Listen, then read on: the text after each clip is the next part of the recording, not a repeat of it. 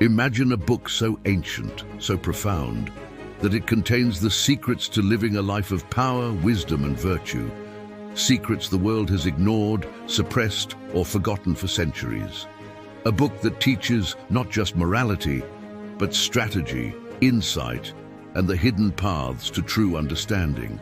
This is not a fable, not a legend, not a story for bedtime. This is reality. This is the Book of Sirach, also known as Ecclesiasticus. And what you're about to discover could completely change the way you see life, God, and humanity itself. Stay with me, because this text does not just offer guidance. It challenges every assumption you have about wisdom, morality, and authority. It asks questions the powerful have feared for centuries. It shows truths the world has tried to hide, and once you hear them, you may never look at life the same way again. The Book of Sirach was written in the early 2nd century BCE by a Jewish scribe named Jesus ben Sirach.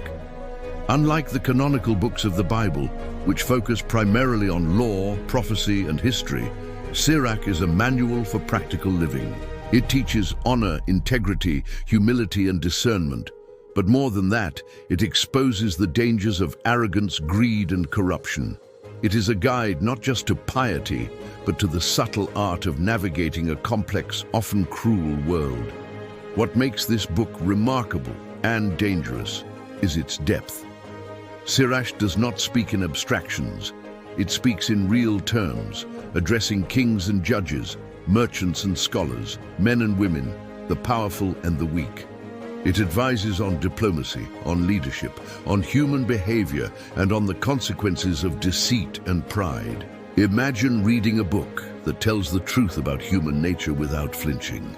A book that calls out hypocrisy, warns against self-deception, and demands integrity at every turn. The opening passages are breathtaking.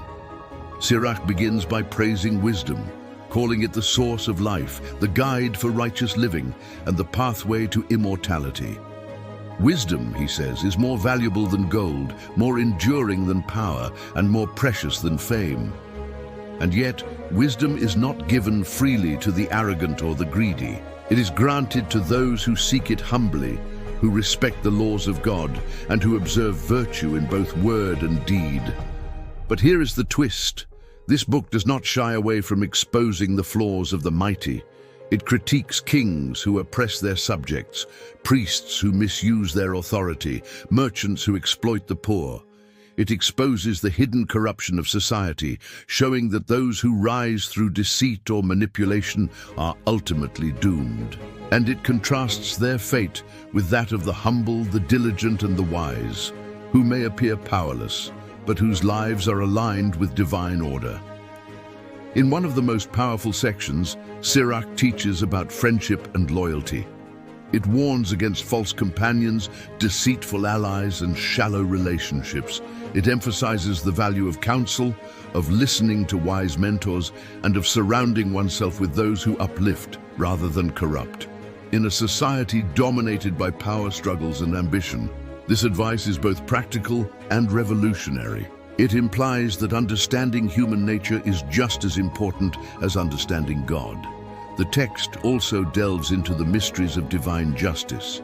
Sirach repeatedly emphasizes that God sees all actions, that no sin goes unnoticed, and that true reward comes not from human recognition, but from divine approval. The righteous may suffer, the humble may be overlooked, but the universe itself is ordered, and justice will prevail. This is a subtle but powerful critique of institutions that claim to control righteousness.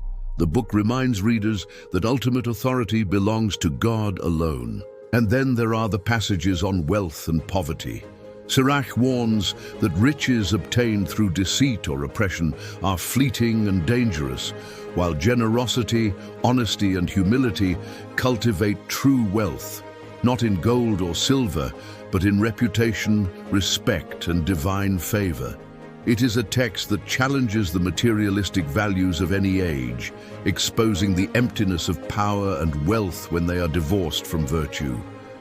But what makes Ecclesiasticus truly viral, even centuries after it was written, are its insights into human psychology and the art of living. It does not merely instruct, it provokes.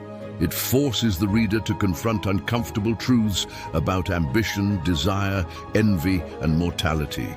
It teaches that the wise must navigate life carefully, balancing courage with discretion, humility with self-respect, and faith with discernment. One of the most remarkable sections deals with education and learning. Sirach emphasizes that knowledge without wisdom is dangerous. He warns that arrogance in learning leads to downfall, and that understanding requires humility, reflection, and respect for those who have gone before. In other words, the book preaches a radical form of intellectual responsibility, that knowing the truth is not enough unless it is coupled with ethical action. And the ethical lessons are interwoven with practical guidance. Sirach speaks of governance, family, and community. He gives advice on how to honor parents, treat children, conduct business fairly, and uphold social responsibility. He addresses both the personal and the political, showing that wisdom is not abstract, but deeply embedded in every aspect of life. But perhaps the most shocking and controversial parts concern the criticism of established authority. Sirach frequently exposes the moral failings of those in positions of power, kings, judges, and priests, showing that title does not guarantee virtue. The book encourages readers to seek truth independently, to weigh the character of leaders, and to cultivate personal discernment. This was dangerous in any hierarchical society, especially one where obedience was valued above insight. The Book of Sirach also confronts mortality with honesty. It acknowledges the inevitability of death, the fleeting nature of human life, and the unpredictability of fortune. Yet it simultaneously offers hope. Through wisdom, integrity, and righteous living, humans can achieve a form of immortality, not in the material sense, but in the legacy of their deeds and in alignment with divine order. It presents a worldview that is both sobering and inspiring, urging action and reflection, courage and contemplation. And then there is the spiritual dimension. Sirach portrays wisdom as a bridge between humanity and God.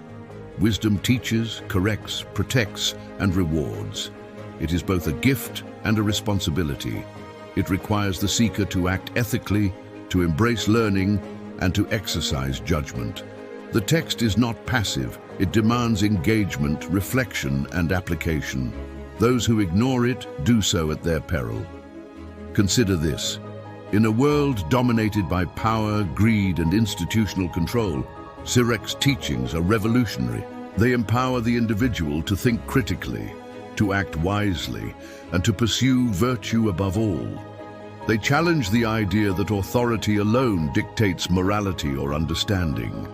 They assert that true wisdom comes from engagement, insight, and ethical responsibility, not from compliance, fear, or superficial learning. And yet, the book's power lies not just in its teachings, but in its delivery.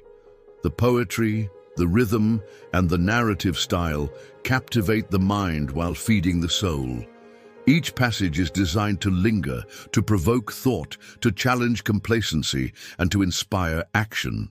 It is no wonder that, despite centuries of suppression or neglect in some traditions, the book continues to inspire scholars, mystics, and seekers of truth even today.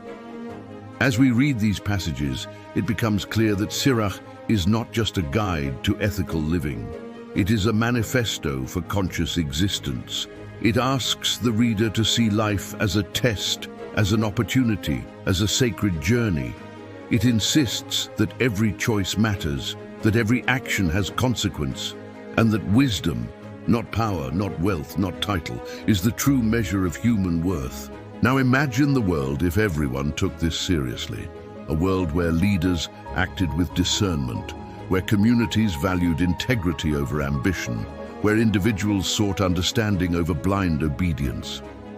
The Book of Sirach is not an ancient curiosity.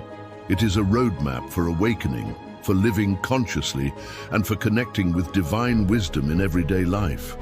This is why it was suppressed, overlooked, and sometimes dismissed. Because wisdom in the hands of the masses is power, real power. Power to think, to challenge, to act ethically, and to resist manipulation. And that is exactly what the powerful feared.